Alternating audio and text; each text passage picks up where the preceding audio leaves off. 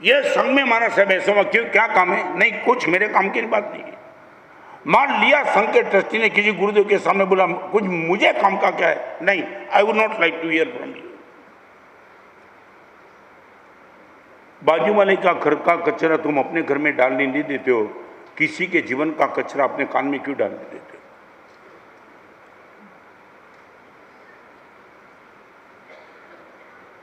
सच्ची न हो, अच्छी न हो और मेरे काम की न हो, बात सुनने की तो ना बोल दो। मालूम पॉसिबल है कि नहीं पॉसिबल है? हाँ हाँ हाँ, शुरू कर देना।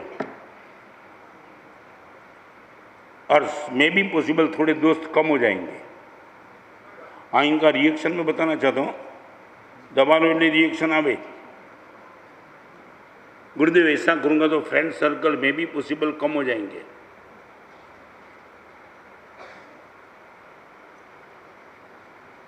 एक लड़के की शादी थी तो उनके ससुर ने पूछा, बारात लेके आता है मेरे घर पे तो मित्र कितने आएंगे? उसने बोला 200।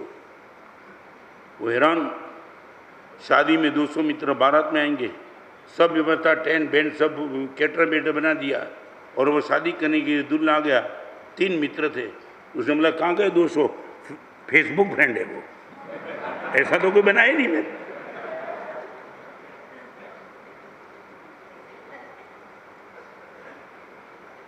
वचन लब्धि,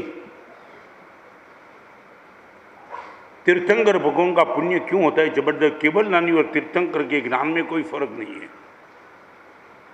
आप तत्वज्ञान के क्षेत्र में जब जाएंगे तब पता चलेगा, वही ज्ञान केवल ज्ञानी के पास और वही तीर्थंकर के पास फर्क एक ही जगह पड़ता है।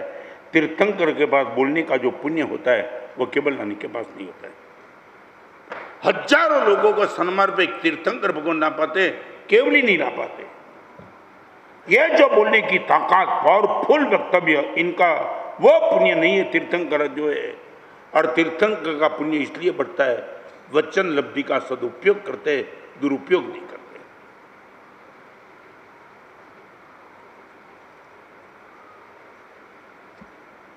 पांच कंडीशन।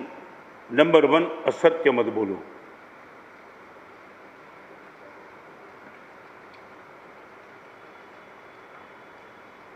મને ખબર નથી, અમિત માલુમ એવું તો નથી ને સાહેબ, જૂઠ બોલ્યા વિના ચાલે નહીં, આવું તો માંગતા નથી ને તમે? હે, શું માનો? હે, અત્યારે ન ચાલો એમ? એટલે સચ બોલો, तुम प्रवचन में आते हो और पत्नी को बोलेंगे मैं थिएटर में जाता हूँ? नहीं नहीं, बोलो आप बोले झूठ बिना चलता नहीं है। પછી શું ને માં सच बोलो, तो मैं संडास जाता ना बोलो देरासर जाऊँ છું। मैं आपको बताऊं, सच बोलो, पूरे दिन में तुम 98% सच बोलते हो, मगर तुम्हें भरोसा झूठ पर है। 98% तुम सच बोलते हो। खाने बैठते हो तो बोलते हो मैं खाने के लिए बैठा हूँ, यूरिन जाते हो बोलते हो यूरिन के, मंदिर जाते हो सब सच ही बोलते हो, मगर भरोसा झूठ पर। તમે એકાદ જગ્યાએ તો झूठ બોલીને ચલાવી તો દેખાડો કહું। ये मेंटालिटी तुम्हारी कैसे बनेगी कि बिना झूठ चलता नहीं है?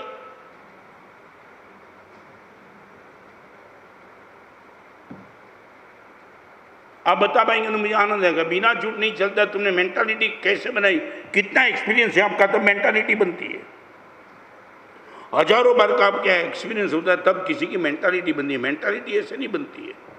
आपकी मेंटालिटी ऐसे कैसे बन गई कि बिना झूठ चलता ही नहीं है?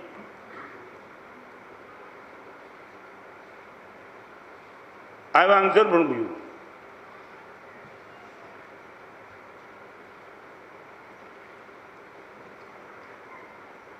सर बोलो ट्रेन की टिकट, आप बोलते मेरे पास प्लेन की टिकट है।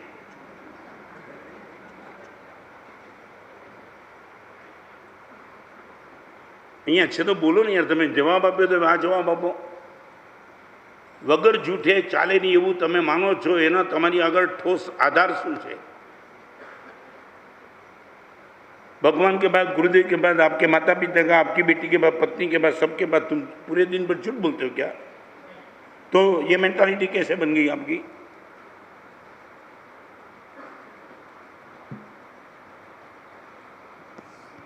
અમિત क्या हो गया? શું કહ્યું? એટલે झूठ बोलो तो ज रहे एम? मैं समझ नहीं पाता सामने वाले को क्या दुख है। कभी कभी संबंध टूट जाएंगे यार। एक लड़के का एंगेजमेंट होने जा रहा था, उसका ऐसी कोई क्वालिफिकेशन नहीं था, मगर उसके मित्र को उसने कहा देख जाता हूँ तो ससुर पक्ष से प्रश्न पूछेंगे, मैं तो नहीं बोलूँगा सब, तू थोड़ा बटा चढ़ा के जवाब देना। उसने बोला ठीक है। अभी वो गया और जैसे ही गया तो ससुर ने पूछा क्या कर दो? नौकरी। नौकरी कर दो कहाँ? और वो बोले, इनके पहले वो बोल दिया बैंक में। पंचर करता था वो, रिपेयर। मगर उसने बोला बड़ा चढ़ा के बोलना। उसने बोला बैंक में नौकरी, क्लार्क की है, मैनेजर की। सीधा बोल दिया था बड़ा चढ़ा के ही बोलना। तो मैनेजर की नौकरी होगी तो कम से कम 5,000 की सैलरी होगी, 50,000। अभी उसको लगा ये थोड़ा ज्यादा हो रहा है, करे तो कंट्रोल कैसे करे? એટલે તમારી ભાષામાં કહે ને ખોખા રોકા દો, હે ખબર ને એને થોડો અટકાવ લે, એટલે જોરથી ખોખા રોકા દો। उसने बोला सर्दी हुई है, टीबी है।